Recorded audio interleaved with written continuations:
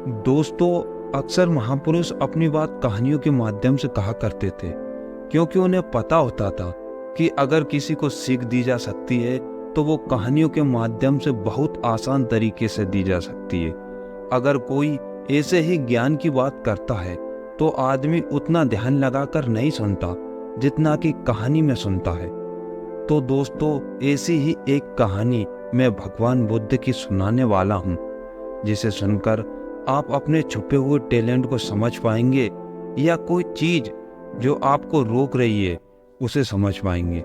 लेकिन इसके लिए पहले आपको इस कहानी को पूरा सुनना पड़ेगा।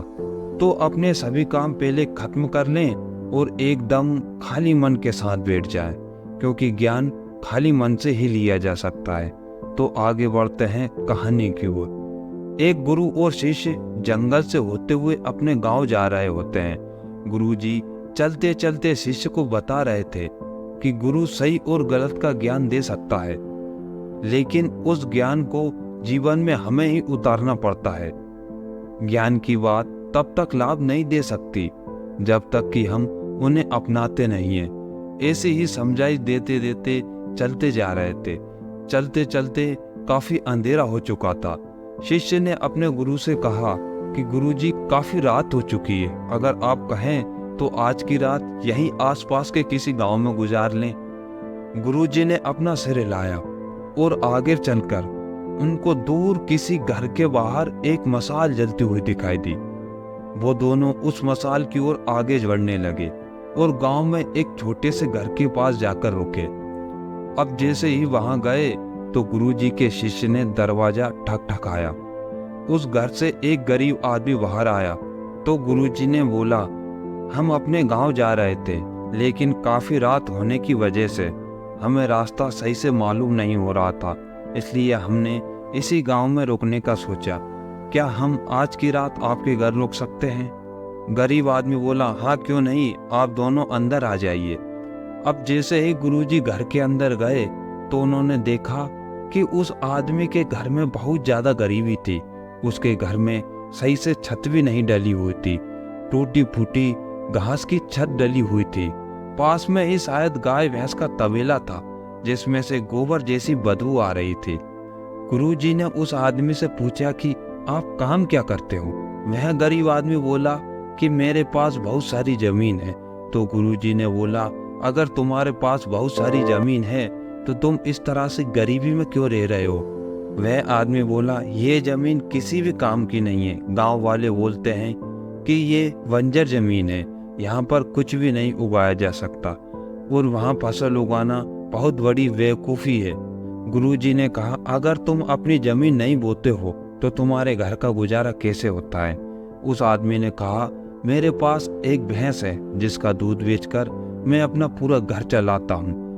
उस व्यक्ति ने गुरुजी और उनके शिष्य को भोजन करा। भोजन करने के बाद वो सोने चले गए और रात में जब सब लोग सो रहे होते हैं तब गुरुजी अपने शिष्य को उठाते हैं और रात में ही उस गरीब आदमी की भैंस लेकर अपने गांव चले जाते हैं। शिष्य ये सब देखकर सोच में पड़ जाता है और अपने गुरु से पूछता है कि गुरुजी, कहीं आप ये गलत तो नहीं कर रहे हैं? उस गरीब आदमी की रोटी रोजी इसी भैंस की वजह से चलती है, उसका परिवार भूखे मरने लग जाएगा। मेरी समझ में तो कुछ भी नहीं आ रहा है कि आखिरकार आपने ऐसा क्यों किया। तो गुरुजी अपने शिष्य की तरफ देखते हैं और मुस्कुराते हुए आगे बढ़ जाते हैं। अब 10 साल बीत चुके थे और जो गुरुजी का शिष्य था वह बहुत बड़ा गुरु बन चुका था और जो गुरुजी थे वो अब बूढ़े हो चुके थे, इसलिए वो अपने गांव में ही रहने लगे। तो एक दिन वह शिष्य अपने गुरु से मिलने के लिए उनके गांव जा रहा था। तभी रास्ते में उस गरीब आदमी का गांव पड़ता है। तो शिष्य को उस गरीब आदमी की याद आती है कि मेरे गुरु ने उस आदमी के साथ अच्छा नहीं किया था, मुझे एक बार चलकर देखना चाहिए कि वह आदमी अब किस परिस्थिति में है।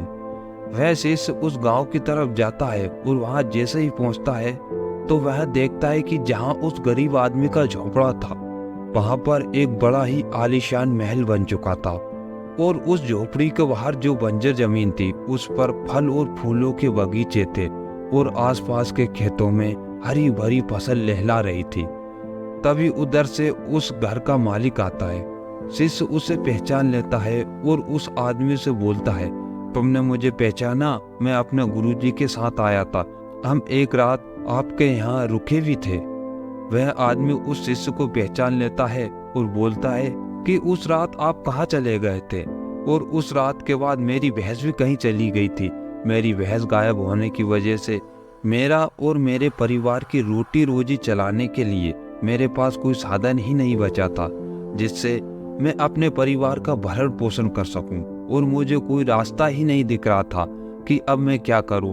तभी मेरे बूढ़े पिताजी मेरे पास आए और उन्होंने कहा, बेटा ये जमीन हमारी माँ है और माँ अपने बच्चों को भूखे कैसे रख सकती है, इसलिए ये बंजर नहीं हो सकती। तुम इस जमीन पर मेहनत करो और फसल उगाओ। तभी मैंने पिताजी की बात मानकर अपने खेतों में बहुत मेहनत की और बंजर जमीन को उपजाऊ बना दिया। गांव में से उदार फसल का बीज लेकर खेतों में बो दिया। मेरी मेहनत देख परमात्मा ने भी मेरा साथ दिया और उस साल बहुत अच्छी बरसात हुई और फसल निकल आई, और आज मैं इस गांव का सबसे बड़ा और सबसे धनी व्यक्ति बन चुका हूँ। ये सुनने के बाद शिष्य के आंखों में अपने गुरुजी के लिए आंसू आ गए और शिष्य ने अपने गुरु पर बहुत गर्व किया कि गुरुजी आप बहुत महान हो। मुझे ये बात अब समझ आई और वह रोने लगा। ये कहानी सुनने के बाद हमें ये समझ आता है कि जिस तरह उस आदमी की सोच बन चुकी थी कि उसके पास जमीन तो बहुत है लेकिन वो किसी काम की नहीं है, वह जमीन बंजर है और उसने कभी उस जमीन में मेहनत भी नहीं करी क्योंकि उसके पास थोड़ी बहुत आमदनी के लिए बहस थी।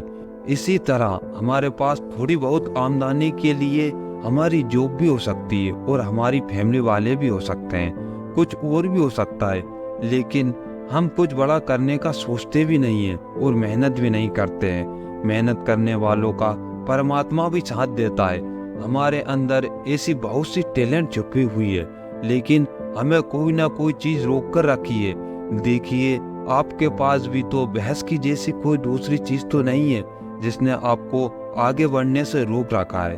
अगर रोक रखा है तो छोड़ भगाइए ऐसी बहस को और भरिए अपने सपनों की उड़ान। तो कैसी लगी ये कहानी कमेंट सेक्शन में जरूर बताइएगा।